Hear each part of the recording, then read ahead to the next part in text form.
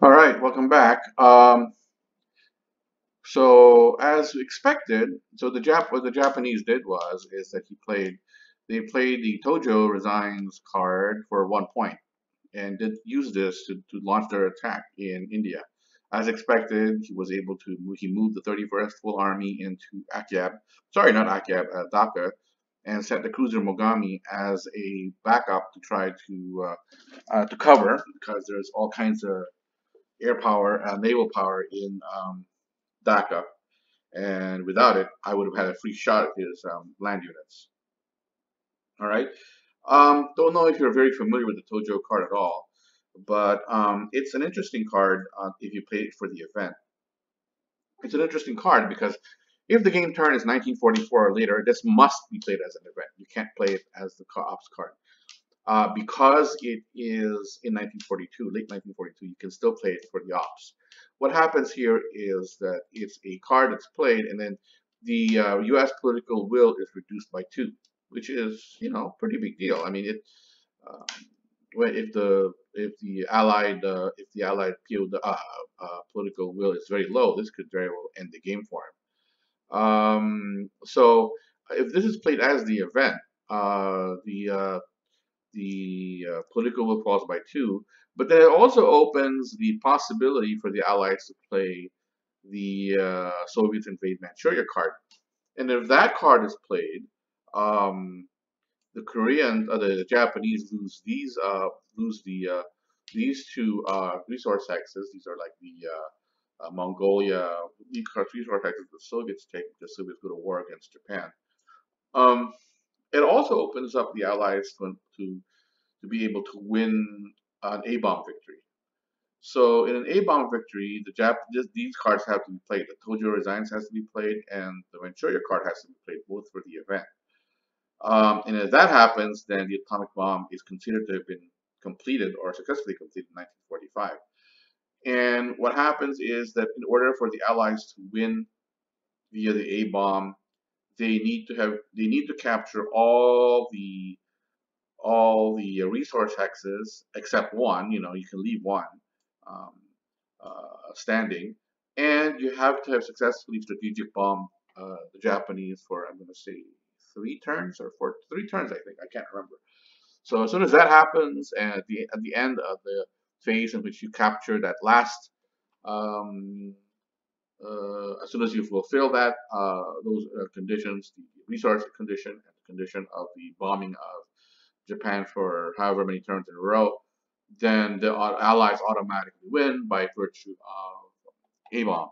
Okay, I've actually never seen that happen in the old times I've played Empire of the Sun. I've never had the Japanese win from an A-bomb victory.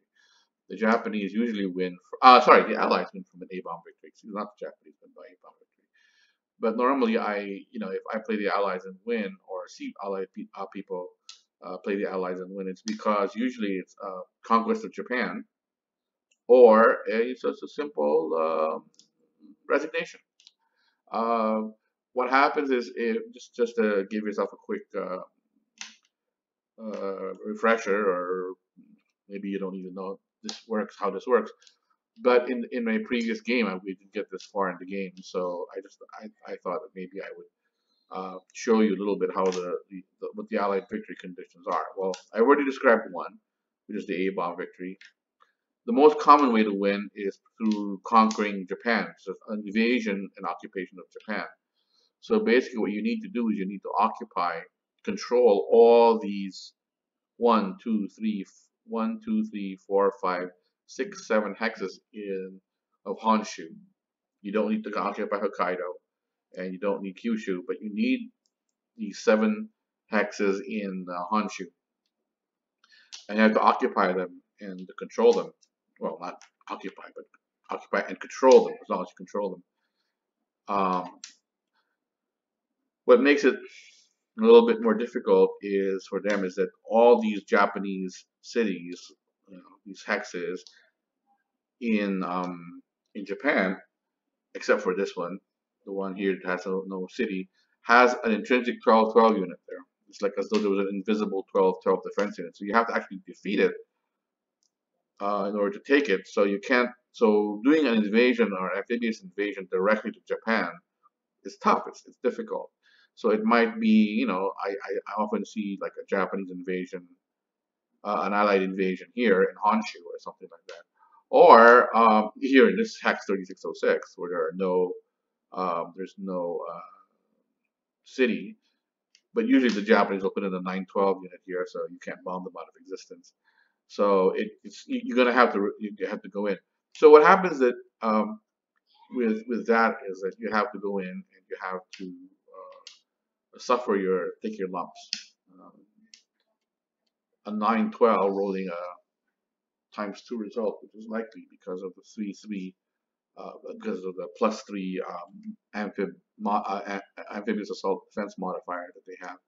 Uh, will likely take out 18 factors, which is 3 steps, from any American naval invasion. So it'll come in and it'll come in with 2 full-strength Army Corps and be left with probably 1 half-strength Army Corps. So that's very bloody. But it is what you have. You have to do what you have to do, right? So there it is. Okay. So anyway, so that's what happened. He goes in here, and what happened is that I actually actually missed the intel roll. I did. I had to roll 3 or more, and I had to get rolled 7, and I missed it. And so he was able to attack me by surprise. And interestingly, after an naval battle, nothing happened. The Japanese fired, and they rolled a 0. So that's not good. So 0 plus 3, that's a quarter result. Quarter result of 12 is 4, which doesn't. Sorry, that's a half result. Excuse me. 3 is a half result, so 12 plus a half result of 12 is 6. So he doesn't do anything to me. I don't do anything to him. The Allies fire, and I rolled a 0 as well, so that doesn't do anything for me. But of course, we don't care about that. It's the land battle that matters. Okay, he's got 18 going against 8. Okay. Okay, so he rolls, and he rolls a 1. Okay, and a 1 is a half result. Half result of 18 is 9. He needs a 12. He doesn't hurt me. I don't hurt him. 1-0. So nothing happens here. So I'm very relieved because I got actually very, very lucky. Remember that it was very unlikely that I was going to survive this combat. So I was very lucky, and he was forced to retreat, and I was able to hang on to Dhaka. And so now I have this extra time to react and maybe move troops around and fortify Dhaka.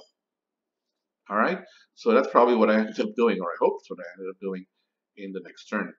All right, so anyway, so thank you for listening, and I'll see you in the next video.